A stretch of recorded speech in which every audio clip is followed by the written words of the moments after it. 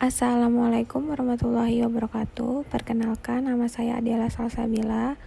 NIM saya 187050052. Saya dari Prodi Pendidikan Ekonomi, Fakultas Ilmu Pendidikan, Universitas Pancasakti Bekasi. Dengan mata kuliah Manajemen Keuangan dan dosen pengampu Bapak Karyadi SPD MM. Saya di sini akan menjelaskan materi UTS dari materi pertama sampai materi ke-6. Yang pertama yaitu konsep dasar manajemen keuangan. Apa sih konsep dasar manajemen keuangan? Yaitu suatu proses dalam pengaturan aktivitas atau kegiatan keuangan dalam suatu organisasi di mana di dalamnya termasuk kegiatan planning, analisis, dan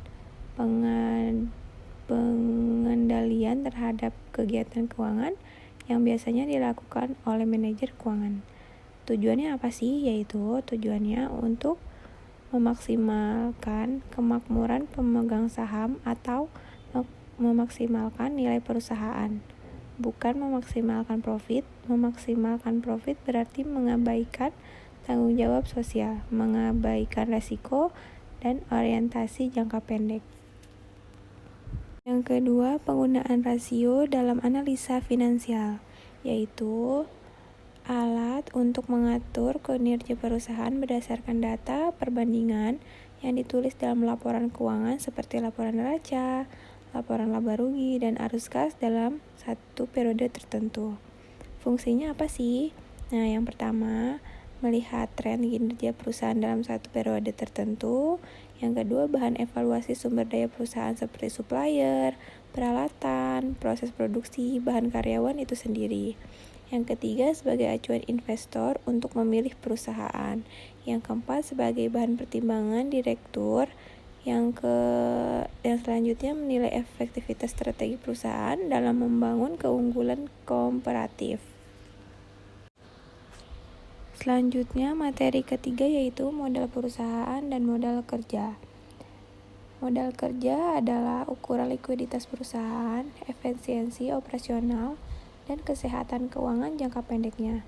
Jika suatu perusahaan memiliki modal kerja yang besar, maka ia harus memiliki potensi untuk berinvestasi dan tumbuh.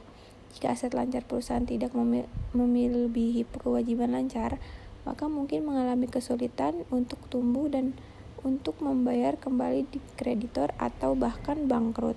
Nah, manfaatnya dari modal kerja yaitu modal kerja memiliki manfaat utama untuk menghitung modal kerja bandingkan aset lancar perusahaan dengan liabilitas lancar.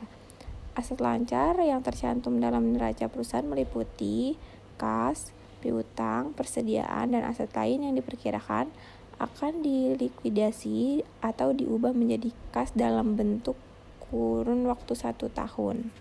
Keempat yaitu modal kerja.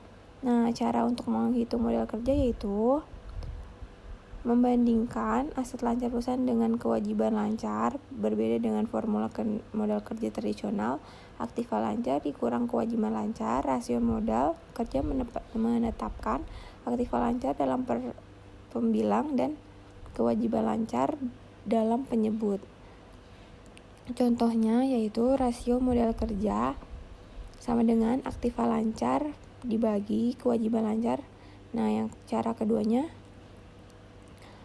kas ditambah investasi jangka pendek ditambah inventaris ditambah piutang dagang dibagi catatan jangka pendek ditambah utang akun. Rasio ini biasanya dinyatakan sebagai kelipatan. Rasio ini kerja 1,0. Berarti bahwa aset lancar perusahaan sama dengan kewajiban lancar. Materi kelima, sumber-sumber penawaran modal dan jenis-jenis modal. Yang pertama, sumber intern adalah modal atau dana yang dibentuk atau dihasilkan sendiri di dalam perusahaan. Terdiri dari yang pertama, laba ditahan. Laba ditahan merupakan besarnya laba yang tidak dibagikan kepada para pemilik saham tetapi dimasukkan dalam cadangan. Yang kedua, yaitu depresiasi. Nah, depresiasi adalah pengurangan nilai terhadap aktifat tetap selain tanah karena dipakai atau karena kerusakan secara teknis. Sementara sebelum depresiasi digunakan untuk mengganti aktiva tetap yang akan diganti, dapat digunakan untuk membelanjai perusahaan meskipun waktunya terbatas sampai saat penggantian tersebut. Selanjutnya, sumber ekstern adalah sumber modal yang berasal dari luar perusahaan, yang berasal dari kreditur dan pemilik saham. Modal yang berasal dari kreditur merupakan utang bagi perusahaan, sering juga disebut modal asing. Modal yang berasal dari pemilik saham adalah merupakan dana yang akan tetap bertanam dalam perusahaan yang bersangkutan, sering juga disebut modal sendiri.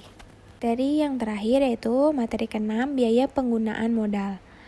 Nah, biaya penggunaan modal adalah biaya real yang harus dikeluarkan oleh perusahaan untuk memperoleh dana, baik yang berasal dari utang, saham biasa, dan laba ditahan untuk menandai suatu investasi atau operasi perusahaan. Penentunya besarnya biaya modal ini dimaksudkan untuk mengetahui berapa besarnya biaya real yang harus dikeluarkan perusahaan untuk memperoleh dana yang diperlukan.